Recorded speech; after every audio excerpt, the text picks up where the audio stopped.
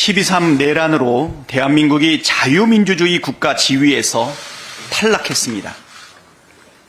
스웨덴 예테보리 대학의 민주주의 다양성 연구소가 최근 발표한 민주주의 보고서 2025에 따르면 한국은 기존 자유민주주의 국가에서 1년 만에 한 단계 아래인 선거 민주주의 국가로 전락했습니다. 정부가 야당과 반대 의견을 얼마나 존중하는지, 얼마나 포용적인지를 측정한 심의 민주주의 지수에선 48위라는 낙제점을 받았습니다. 최근 영국의 한 경제 분석기관도 한국 민주주의 지수를 작년보다 10단계 떨어진 세계 32위 결함 있는 민주주의 국가로 낙인 찍었습니다.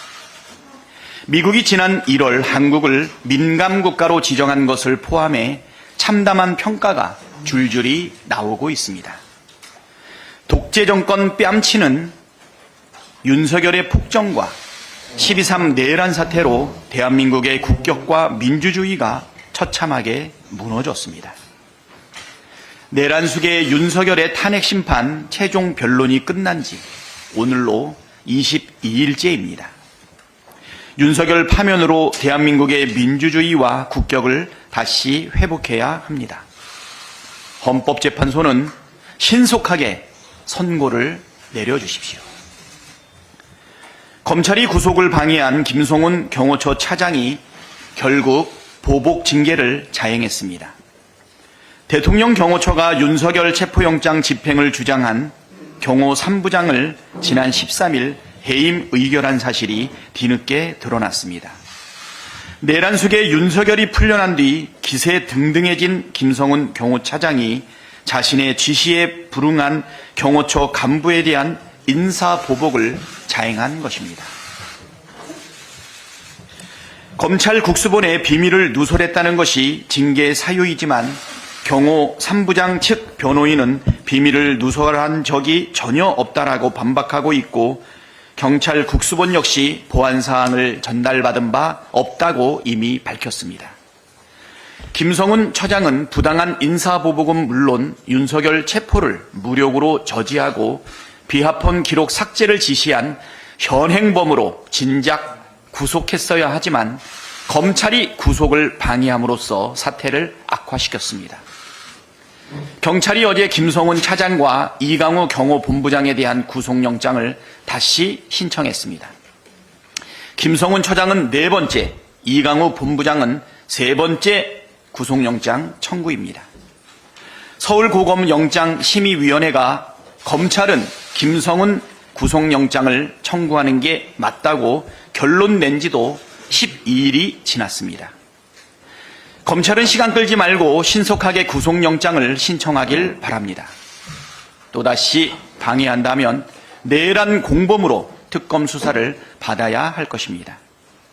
정당한 법 집행에 협조한 경호처 간부 징계에 동조한 자도 내란 공범입니다.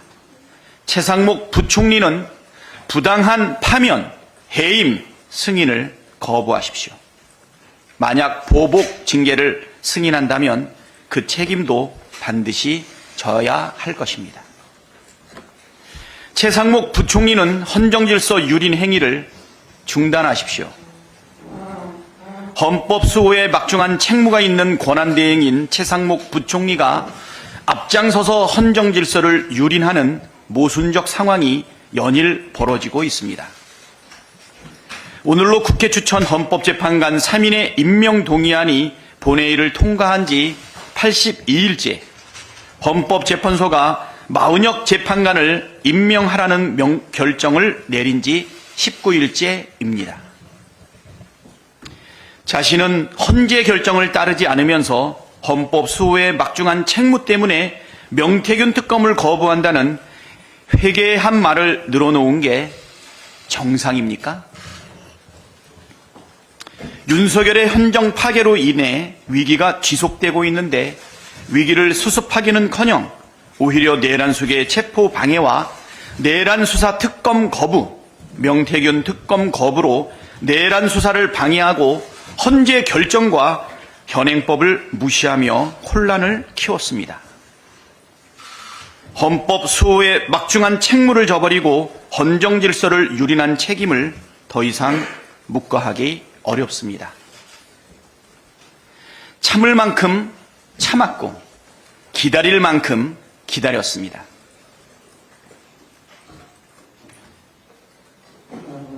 내일까지 마흔혁 재판관을 임명하십시오.